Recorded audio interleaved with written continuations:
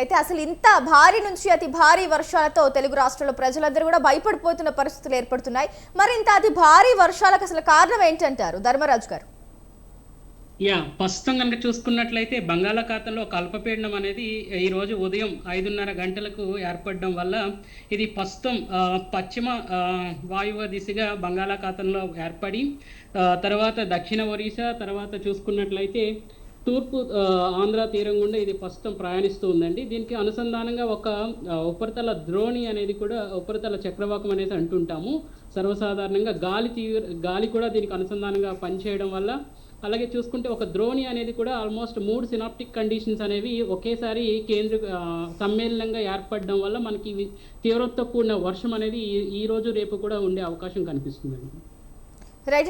అంటే ఈ వర్షపాతం అనేది ఏదైతే ఉందో అది ఎక్కువైతే అసలు పరిస్థితి ఏంటంటారు, ఎలా ఉండబోతోంది? ప్రస్తుతం కనుక చూసుకున్నట్లయితే మేము ఈ రోజు కనుక చూసుకున్నట్లయితే సుమారు 10 చోట్ల భారీ వర్ష సూచనలు అనేవి జారీ చేయడం జరిగింది. సో అలాగే చూసుకున్నట్లయితే ఒక 10 చోట్ల అతి భారీ వర్షాలు, అలాగే 12 చోట్ల కనుక చూసుకున్నట్లయితే భారీ వర్ష సూచనలు అనేవి జారీ చేయడం జరిగింది.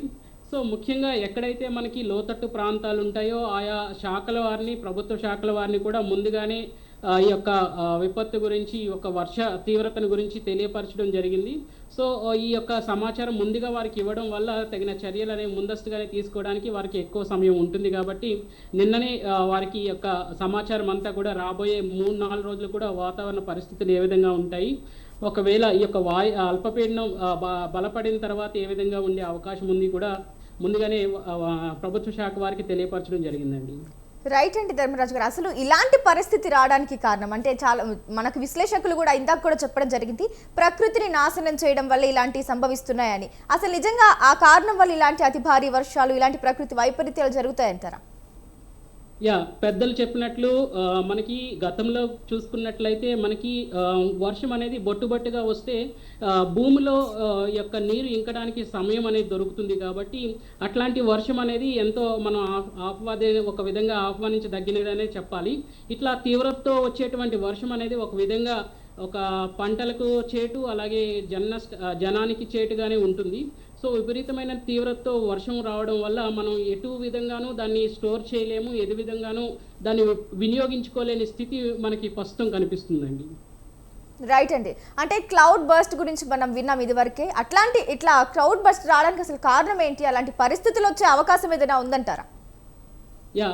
ఇక్కడ మీకు ఒక విషయం తెలియచేయాలనుకుంటున్నాను. క్లౌడ్ బర్స్ట్ అనగానే ముందు మనం అనుకున్నట్టు తీవ్రతతో కూడిన వర్షం అనేది ఒక గంటలో 20 సెంటీమీటర్ల వరకు కూడా కురిసినప్పుడు మాత్రమే దాన్ని క్లౌడ్ బర్స్ట్ అనే పదాన్ని మనం వాడాలండి.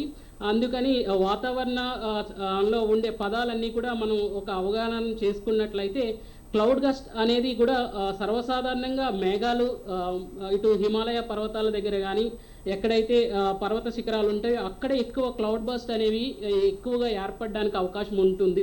గతంలో కూడా చూస్తే మనకి ఒక్క గంటలో 20 సెంటీమీటర్లు, ఈవెన్ 25 సెంటీమీటర్ల వర్షపాతం అనేది నమోదైన గణాంకాలు కూడా చూడొచ్చు. ప్రస్తుతం గత 2-3-4 రోజుల ముందు చూసినట్లయితే హైదరాబాద్లో మనకి 3-4 గంటలు వచ్చిన వర్షం వల్ల మనకి ఆల్మోస్ట్ లైక్ ఒక చిన్నపాటి వరద తీవ్రత అనేది